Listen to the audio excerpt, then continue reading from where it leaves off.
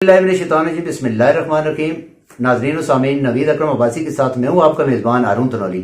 आज बात करेंगे थाना बकोट की हदूद में टम्बर स्मगलर जो हैं वो बड़े मुतर्रक हैं। उनसे अगर कोई पूछताछ की जाए तो फिर भी मसाइल बनते हैं। खासकर मकामी पुलिस के ऊपर जो है बहुत ज़्यादा बात आती है, क्योंकि मकामी पुलिस का हाथ हर जगह पर ज़रूर होता है। जिस वक्त भी जुराइम होते हैं, रूरल एरिया कोई भी देख लें, उसमें अगर देखा जाए तो ज़्यादातर जो मकामी पुलिस वहाँ पर मौजूद होती है उसको उन हालात के हवाले से इल्म होता है। मगर बकोट के अंदर पिछले दिनों कुछ एक अफवाह फैली थी जिसमें कि बच्चों को उठाने के लिए मुख्तलिफ ग्रुप्स आ रहे हैं, लोग आ रहे हैं।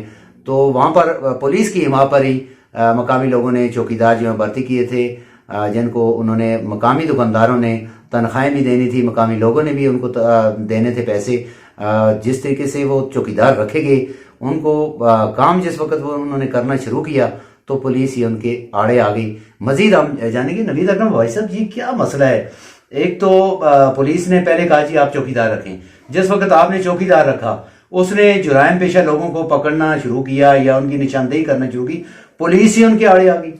अरुण साहब, यहाँ पे वो जरूर मिसल जो है ना उल्टा चोर कोतवाल को डांटे वाली बिल्कुल दुरुस्त साबित हो रही है। ये इस तरह के बकोट फॉरेस्ट जो है हमारा जी, इसके साथ यूबिया नेशनल पार्क गली से नीचे बड़ा घना जंगल हुआ करता था, और आजकल अब वहाँ पे देखें तो वो चटियल मैदान बनता जा रहा है। देहार के दरख्त भी इंतहाई कम होते जा रहे हैं। टिम्बर माफिया जो है अरसा दराज से वहाँ पे लगी हुई है उसको। तो ये जिस तरह आपने इंट्रो में ही बात कर दी है बकोट के हवाले से, यहाँ पे जराइम के हवाले से, बकोट बड़ा पुरअमन इलाका है वहाँ पे, मगर आए दिन ये कुछ वारदातें, कुछ अफवाहें जो थी वो उस हवाले से जिस तरह नवी साहब पहले एक वहाँ का मकामी चौकीदार है जिसे तैनात किया गया था, पहले उसकी जुबानी जरा सुन लेते हैं, वो कहता क्या है।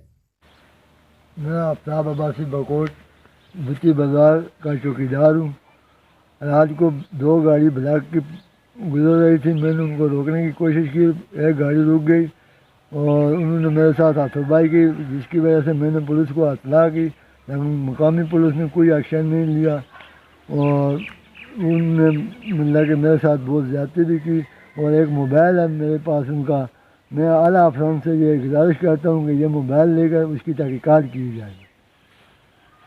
और ये हारिस नाम का एक मुलाजिम है कोला चौकी में, वो मेरे को धमकियाँ दे रहा है। कभी बोलता है मैं तुम्हारे खिलाफ पर्चा करूँगा, तुम चौकीदार नहीं हो।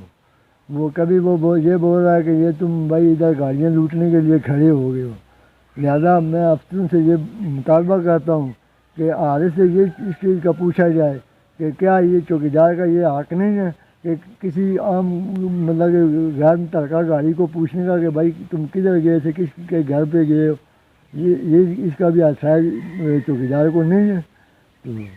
जी तो नबी साहब जाना वो चौकीदार क्या कह रहे हैं। वो कह रहा है जी कि मैंने एक गाड़ी गुजर रही थी लकड़ियों वाली, उनसे पूछा भाई आप कहाँ जाना है, किस जगह जाना है, क्या कर रहे हो। मैंने पुलिस को फोन किया, मेरा मोबाइल उन्होंने मुझसे छीन लिया। फिर उसके बाद एक पुलिस वाला मुझे धमकियां दे रहा है कि आप पीछे नहीं हटोगे तो मैं पर्चा काटूंगा।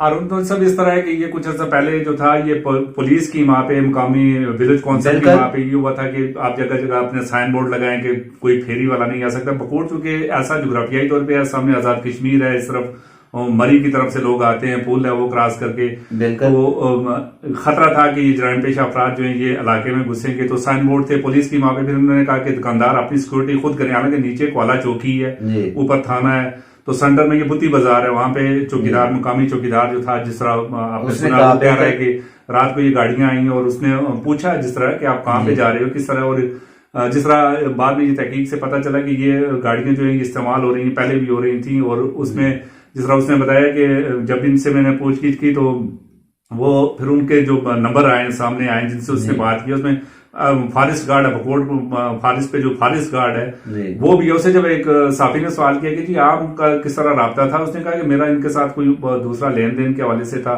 फिर उसने कहा पुलिस को इन्फॉर्म किया कि ये आ रहे हैं। फिर जिस तरह वो बता रहा है कि फिर उसके पास जो मोबाइल, सबसे बड़ी बात है उसके पास जो मोबाइल आ गया, उसने कहा इंतजामिया को भी कह रहा है कि इससे सारी डिटेल दें, पता करें कि किस किस के राब्ते में। फिर वो नाम लेके बता रहा है कि ये पुलिस का इस तरह होना नहीं चाहिए। अगर आप चौकीदार रखते हैं, मकामी लोग रखते हैं, अपने खर्चे पे रखते हैं, तो उनके साथ तावन करें, उनको तहफ़्फ़ुज़ दें और अपने फारिस को तहफ़्फ़ुज़ दें। ये हमारा कीमती जो जंगल है ये तबाह हो रहे हैं। और अगर जहाँ पे मुकामी पुलिस होने के उसमें फॉरेस्ट गार्ड उसमें नवीद साहब सबसे बड़ी बात यह है कि फॉरेस्ट डिपार्टमेंट जाहिर है वो भी टम्बर माफिया से मिला है, मकामी पुलिस भी टम्बर माफिया से मिली है, इस पे कौन कार्रवाई करेगा? देखिए अरुण साहब इंतहाई आसान, इससे तो बेहतर केस कोई सामने आ ही नहीं सकता है ना। उसके पास मोबाइल है। वो एक पुलिस वाला कह रहा है कि मुझे, पुलिस वाला धमकियां दे रहा है कि आप ये बातें ज्यादा नहीं करो, आप पीछे हट जाओ, नहीं तो आपके खिलाफ पर्चा करूंगा। देखिए जो उससे कह रहा है कि तुमने जो मोबाइल से लिया हुआ है ये मुझे वापस कर दो वरना तुम्हारे, वो कह रहा है कि उसी पे ये पुलिस वालों की भी कॉल्स आ रही हैं, उसी पे जो है ना फॉरेस्ट वालों की भी आ रही है।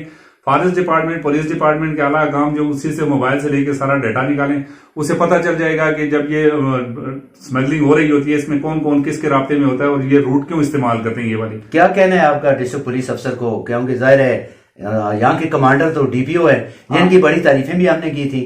जी बिल्कुल ऐसे ही है, इनकी तारीफें की थी, अच्छे ऑफिसर आए थे। तो क्वाला जो हमारी चेक पोस्ट है और थाना बकोट जो है, ये क्वाला चूंकि एंट्री पॉइंट है आजाद कश्मीर के लिए, मरी से भी टूरिस्ट आते हैं, आजाद कश्मीर से भी, और वहां पे ऐसे एहलकारों को तैनात किया जाए जो इलाके की रवायात को समझते हों, टूरिस्ट के हवाले से अच्छा मीठा बोल सकते हों, मुकामी लोगों के साथ ताउन कर सकते हो, इस तरह के जराइम के हवाले से वो कंट्रोल कर सकते हो। मुकामी अगर कोई चौकीदार उनको कह रहा है फिरियाद कर रहा है तो उसकी बात सुने, उल्टा उसको डांटे ना, उस पे पर्चे की कोशिश ना करें। और वो थाना जो है वो इंतहाई पुरअमन थाना है। इन एहलकारों को भी चाहिए, सचो को भी चाहिए, चौकी इंचार्ज को भी चाहिए कि अपने एहलकारों पर नजर रखें, ये बदनामी का बायस बन रहे। शुक्रिया जी। तो नाज़रीन सामीन, आपने जाना कि थाना बकोट की हदूद में जो जराइम है उनकी रेशो में इजाफा किस वजह से है, और दूसरा सबसे बड़ी बात टम्बर माफिया महकमा फॉरेस्ट जो है वो बिल्कुल खामोश तमशाई बना हुआ है। इस हवाले से उसके जो एहलकार वहां पर तैनात है उनके खिलाफ महकमाना कार्रवाई होनी चाहिए। और दूसरा खासकर ये जो चौकीदार बुत्ती बाजार का है, इसने जो बातें की है आपने उनकी जुबानी भी जाना है,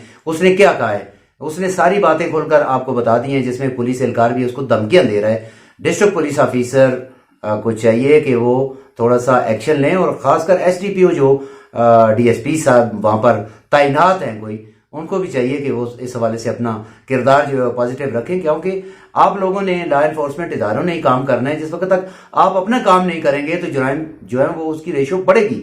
एक तरफ डिस्ट्रिक्ट पुलिस ऑफिसर का नारा है कि हम एबटाबाद से जुराइम के खात्मे के लिए कोई रियायत नहीं दे रहे किसी को, मगर दूसरी तरफ देखा जाए तो ये एक रूरल और दही एरिया है। इस दही एरियाज के अंदर ऐसे मसाइल हैं, तो वो क्यों आ रहे हैं, उसकी क्या वजह है, उन वजूहात को देखकर उनके खिलाफ कार्रवाई करनी होगी। और उसमें सबसे ज्यादा भेड़ें, जो काली भेड़ें जो डिपार्टमेंट के अंदर मौजूद हैं, उनको निशान इबरत बनाना होगा। ये जिम्मेदारी है डिस्ट्रिक्ट पुलिस ऑफिसर की। तो फिर मिलते हैं नाजरीन किसी नए प्रोग्राम के साथ, तब तक के लिए इजाजत दीजिए। अल्लाह हाफिज।